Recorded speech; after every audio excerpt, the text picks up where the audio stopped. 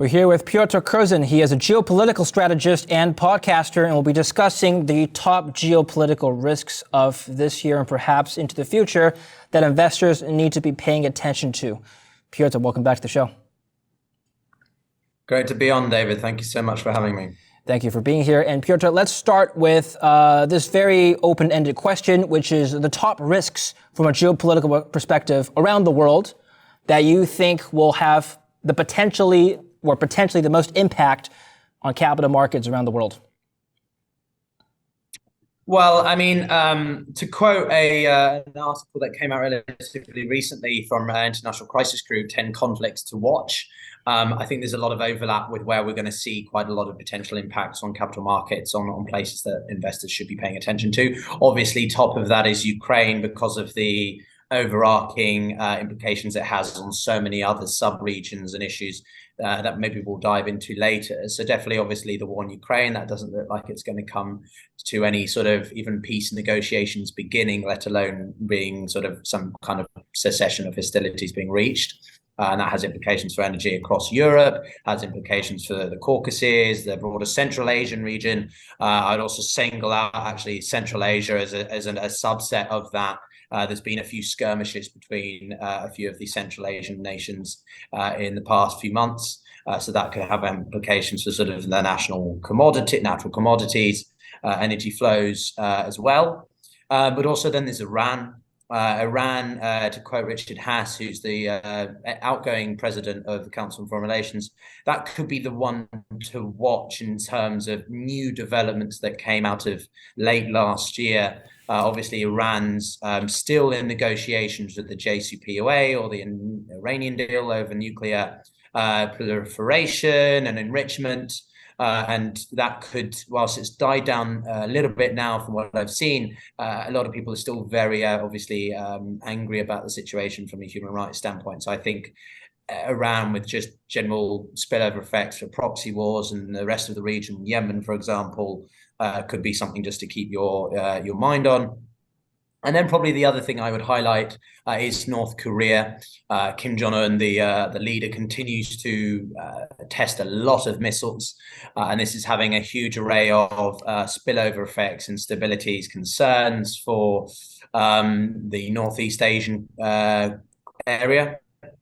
Japan is actually, for the first time, doubling its military budget by double, basically, to 2%. And this is obviously going to have implications for their deficit, for generally the sort of priorities that Japan has.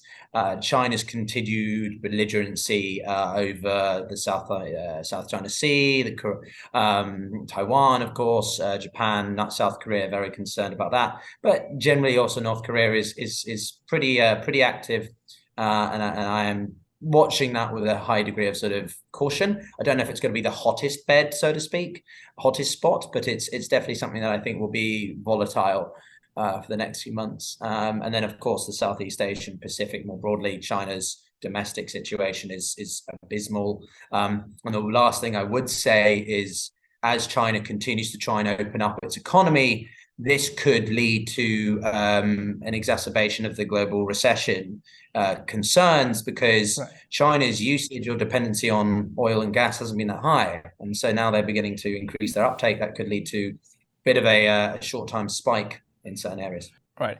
And just a note on China and Taiwan before we move on.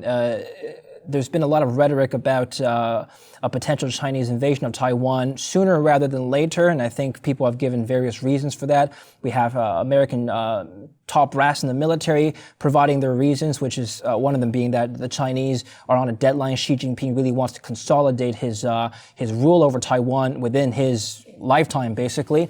And if you keep waiting, the fear is that you're providing Taiwan a window to rearm and providing the Americans to resupply their military. And so they rather act sooner rather than later. Now, how much of this is just, I guess, fear-mongering from the American military, I guess, to ask for more funding, but how much of this is based on reality and how the Chinese is thinking?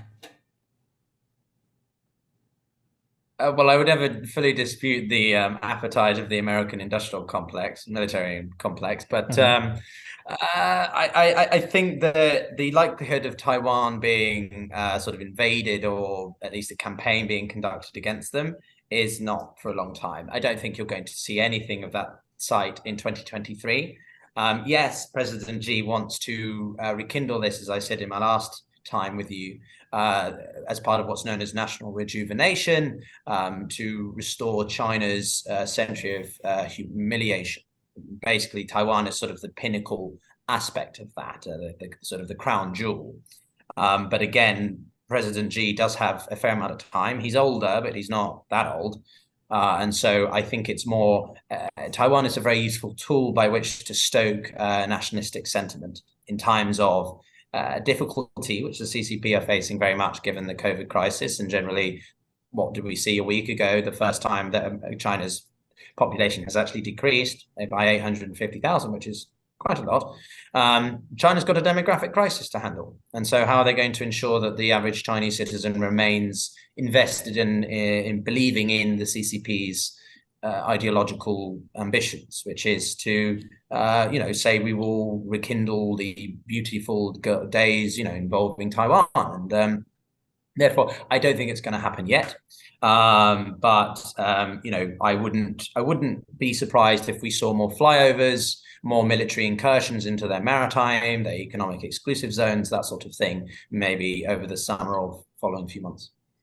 All right, give us some historical context as to what is going on between Armenia and Azerbaijan, and basically why our audience needs to be aware of this. Yeah, so the reason I thought that this was something investors and your audience would be worth paying attention to is because in the past few months, we've seen quite a lot of skirmishes between these two countries. Specifically, this comes over a region known as Nagorno-Karabakh, which is a internationally legally recognized as part of Azerbaijan, but is made up about 94.5% of ethnic Armenians. And this was somewhere that was fought over during the 90s. So in 1991, this area declared its independence, known as Republic of Ertska. Nagorno-Karabakh makes up a part of this republic. And this angered the Azerbaijanis. They launched a military campaign in response. And this led to Armenia coming to the defense of the Republic of Ertska with support of Russia. Now, this led to the bloody war of 91 to 94, where there were about 30,000 casualties, and which Armenia won decisively. However, since then, things have substantially changed, because in the late 90s, Azerbaijan discovered its oil and gas fields in the Caspian Sea. And up until this point, they weren't accessible for two reasons. One, it was the Soviet Union, so it was closed off, largely speaking. But two, also it was landlocked. So you only had a limited amount of options: rail, trucks, or via pipeline. And since then, obviously, there's been a huge array of investment in this area, led by BP and other Western energy conglomerates, to sort of open this area. And this has led to Azerbaijan actually becoming, interestingly, the fastest growing economy for 14 years straight between 2000 and 2014. And it's now become a petro state. It's why we've seen the Formula One begun to be host there, and Baku, the capital, has become very, very prosperous. But what they've also started doing is investing heavily in their military, because they want to basically recapture or reclaim what they see to be all the land and territory that they lost in that 1990s war, which has led to the conflict in 2020, where several thousand people were also killed or wounded. And Armenia has not really invested in its military at all. And that leads us to today and the past few months, particularly in September, October, where we saw a clash. Because in my mind, what we're seeing is a bit of a perfect storm. Iran is distracted with its internal situation, the riots, the protests, the revolutionary movement. Russia is completely obsessed and focused on Ukraine. And now you've got Turkey. And Turkey and Greece and the Eastern Med is also something I wanted to touch upon a little bit afterwards, which is that Turkey has been supplying a lot of military to Azerbaijan. About $200 billion worth Azerbaijan has been buying of Turkey in the past few years. And that's because the two countries are exceptionally close. One former leader of Azerbaijan even called them one nation, two states, because of how much there's a ethnic ideological overlap. So this is important from an energy point of view because Azerbaijan holds what's known as the BTC, or the pipeline that goes from Baku down to Seyhan, which I think is one of the main cities in Turkey. This oil pipeline accounts for around 7% of potential energy towards Europe. And it's owned largely by BP, about 30%, and then other Western energy companies own about 36%. So that, combined with two other major gas pipelines, which produce energy that go from, say, through the all through Turkey, one that goes all the way along to Italy, are very important. They account for what's known as the South Gas Corridor, and can amount to around 4 or 5% of potential energy provided to Europe. This comes at a time when we've seen the EU producing a partial embargo on Russian energy, specifically in seaborne, which is about 20% of their overall import, and also the G7 producing a price cap back in December. So depending upon how the conflict and the tensions between Armenia and Azerbaijan go, that can lead to potentially big disruption for energy that Europe is able to achieve. And then that leads us to Turkey and other things, but we can go into that. Okay, but in terms of how this will relate to investors, should the conflict escalate in whatever form that you deem possible, which asset classes do you think will be most impacted? Well, it would be natural gas, LNG, it would be oil. These are the main commodities that flow through that area. There are a few natural commodities, but Turkey is the primary transit state. So any of the energy that goes through there, if anybody's interested in anything to do with gas supplies, they should be paying attention to this because, as I say, it accounts for around 10.5 BCM per year. Yeah. And that's it's valued at around 45 billion. And it only came into full operation about 2.5 years ago. So anyone who's in those areas of investments should definitely pay attention. Now, you mentioned Turkey a few times. How does Turkey fit into this picture? Well, Turkey's got an election in May, excuse me. Erdogan is in a precarious situation. He's run the country since 2006-07, and he's increasingly autocratic. But what's interesting about this is that, as I say, Turkey is the main thoroughfare. They're the one that sees all these gas pipelines. And if anyone looks at a map that is remotely illustrating the energy flows from not just through Turkey, but above Turkey and underneath, they'll understand just how much Turkey has a disproportionate influence over the provision of these gas supplies or energy supplies more broadly.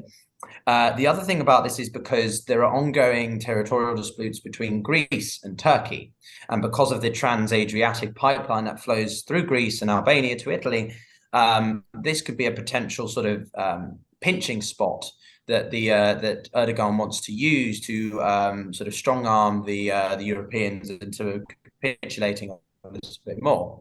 So, for example, the energy trade is one of Turkey's main sources. They have a budget deficit of which 72% of their energy is actually imported, and this led to about a $220 billion energy bill a couple of years ago. So, to sort of try and reduce their energy dependency, they've established deals with Iran, Russia, Azerbaijan, Iraq.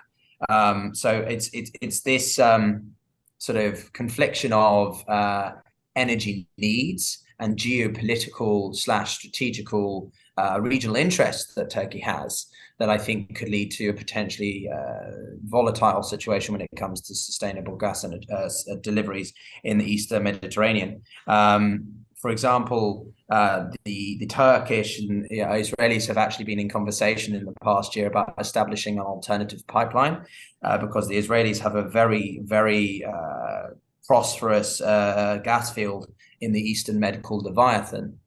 which they are seeking to increase production from about 12 to 21 billion cubic meters in the next year or so. And a large array of that is controlled by Chevron and by a company known as New Med Energy and Ratio Oil, which is Israeli. So I think that there's a lot here that could be affected in terms of energy provision. Turkey's also made claims to potential gas reserves that exist around Cyprus, which is a long-standing tension area between the Greeks and the Turks as well. And because there's this overlap of economic exclusive zones in the area, I just see this whole sort of Eastern Mediterranean coupled with the Azerbaijani, Armenian tensions and that supply set of links between the various countries being somewhere that I would encourage investors to watch out for. All right. Pyotr, finally, let's talk about a little bit about yourselves. Give us a 1-2 minute introduction on who you are and what your next steps. As I understand, you're now a podcaster. You've come from a geopolitical academic background. Now you have your own YouTube channel. Tell us about your next steps. Well, thank you very much, David. No, I work primarily in climate-associated risks, but I've increasingly become very active on social media. Listeners, if they enjoy my analysis or my points, I interview a lot of guests on my podcast, The Global Gambit. You can find it on Apple, Spotify, and I've hosted speakers like Alexander Vindman, Francis Fukuyama. We've got the people's leader of Belarus, Svetlana Tsikhanouskaya. I think if I've not butchered her surname too much, coming on next month. So we have a large array of geopolitical analysts who come on, share their perspective. And I decided to launch a YouTube channel to make this into more of a video format as well. So if people want to find that, they can find it just under my name, Pyotr Kurzin, or / The Global Gambit, and you'll be finding clips and other pieces of information of that sort on the YouTube channel. So hopefully people will enjoy that content when it comes out. Okay, Pyotr, I appreciate your work and your contribution to the channel. Thank you very much for your analysis today. Thank you very much, David. Look forward to seeing you again soon. And thank you for watching Kitco News. I'm David Lin. Stay tuned for more.